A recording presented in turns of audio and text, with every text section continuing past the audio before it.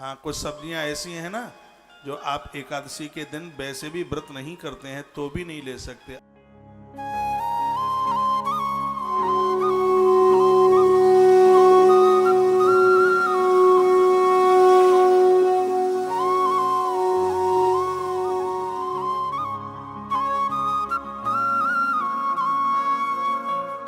हाँ, कुछ सब्जियां ऐसी हैं ना जो आप एकादशी के दिन वैसे भी व्रत नहीं करते हैं तो भी नहीं ले सकते। आप फूल गोभी नहीं ले सकते, आप सलगम नहीं ले सकते, आप कटहल नहीं ले सकते, आप मूली नहीं ले सकते, आप गाजर नहीं ले सकते। भले ही आप व्रत नहीं करते हैं तो भी नहीं ले सकते। तो इससे तो ज़्यादा बढ़िया यह है कि आप दही के साथ पराठा ले लीजिए, दही के साथ आप पूड़ी ले लीजिए। मेरी बात मान लोगे तो घाटा कोई भी नहीं रहेगा। फायदे इतने रहोगे कि 10 साल गिनते रहोगे तो भी संख्या पूरी नहीं हो पाएगी। यहां से जो भी बात कही जा रही है वो शास्त्रीय विधान से। मैं तो बिना शास्त्र के ना जगता हूं ना सोता हूं। पूरा जीवन शास्त्रीय विधान के साथ जीवन जीने की पूरी कोशिश की जा रही है। पूज्य डोंगरे जी महाराज कहा करते थे, आपके बच्चे को दाढ़ी मूछें आ गई हैं, स्त्री संपर्क स्त्री संबंध उसी दिन से बंद कर दो। बच्चों को, बेटे को दाढ़ी मूछ आ गई है, बेटा युवा हो गया है। पूज्य श्री डोंगरे जी महाराज इस बात के ऊपर बहुत जोर देते थे, कहा भोगी मत बनिए। पति और पत्नी ये वासना का खिलौना नहीं है। दोनों मिलकर के धर्म सदकर्म श्री मनु जी महाराज माता शत्रुपा की तरह कीजिए। दोनों ने ऐसा यजन किया कि परमात्मा उनके यहाँ राम बन करके प्रकट हो गया। यही तो दशरथ और कौशल्या बने। और भगवान अकेला ही नहीं, वो अपने साथ वैराग्य को ले आया, अपने साथ धर्म को ले आया और अपने साथ अर्थ को लेके आ गया। चारों पुरुषार्थों के साथ भगवान आ गए। वहां राम मोक्ष राम बन करके आ गया, धर्म भरत धर्म बन करके आए, लखनलाल वैराग्य बन करके और शत्रुघ्न जी महाराज अर्थ बन करके उस घर में आकर के पैदा हो। तो संयम चाहिए, संयमित जीवन जीने की जरूरत है।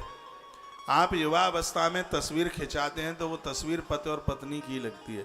60 साल के बाद पति और पत्नी दोनों अपनी तस्वीर खिंचाना, फिर आप उस फोटो को देखना। मैं बड़े चुनौती के साथ बोल रहा हूं कि बुढ़ापे में पति पत्नी की खींची गई फोटो वो पति और पत्नी जैसी नहीं लगती, वो बहन और भाई जैसी लगती है। कभी भी अनुभव करके देख लेना।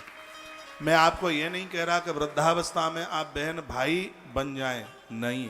मैं ये जरूर कह रहा हूं, जो पवित्रता बहन और भाई के अंदर होती है, इस वानप्रस्थ जीवन में जब तक उस पवित्रता के साथ जीवन नहीं जिया जाएगा तो कल्याण नहीं होगा, नहीं होगा, नहीं होगा। इसलिए वासना के खिलौने न बने। संसार की चाशनी चाटने के लिए कोई समय होता है। बच्चे बड़े हो गए, बच्चों को भी बच्चे हो गए और अभी भी धर्म सदकर्म से ना जुड़े तो भैया उद्धार आत्म कल्याण कैसे होगा। तो सगो घ्रश्य कृतज्ञ प्रतज्ञ महान स्मरता। आप व्रत नहीं करते हैं तो एकादशी जैसी पर्व तिथि में अपराध तो ना हो कोई। घर में बहुत बच्चे हुड़दंगा करते हैं, नहीं मम्मी चावल ही चाहिए। भाई क्यों चाहिए? किसी का धर्म कर्म मत बिगाड़िए, अपराधी मत बनिए। ऐसा जोर देते हैं कि नहीं हमें यही चाहिए, बिल्कुल भी नहीं। एकादशी वैष्णव जनों की निधि है। इस मृत्यु लोक में कलकाल के जीव के उद्धार के लिए स्वयं लक्ष्मी नारायण दोनों 11 बन करके प्रकट हुए हैं धरती पर। स्वयं लक्ष्मी नारायण प्रकट हुए हैं एकादशी बनकर। भगवान नारायण का तेज ही बाहर निकल के आया, एकादशी बनकर के तेज प्रकट हो गया। वो कथा आपने सुनी है, बद्रीनाथ में एकादशी प्रकट हुई है। मुर नाम के दैत्य को मारने के लिए भगवान ने हजारों साल युद्ध किया, वो मर नहीं रहा था। भगवान बद्रीनाथ के गुफा में जाकर के लेट गए, शयन कर गए और इतने में वो राक्षस आया मुर। तो भगवान तो शयन कर रहे थे, वो भगवान पर प्रहार करना चाहता था। इतने में नारायण का तेज मां भगवती 11 के रूप में प्रकट हो गया, मुर नाम के दैत्य को मार डाला। इसलिए तो भगवान का नाम मुरारी हुआ।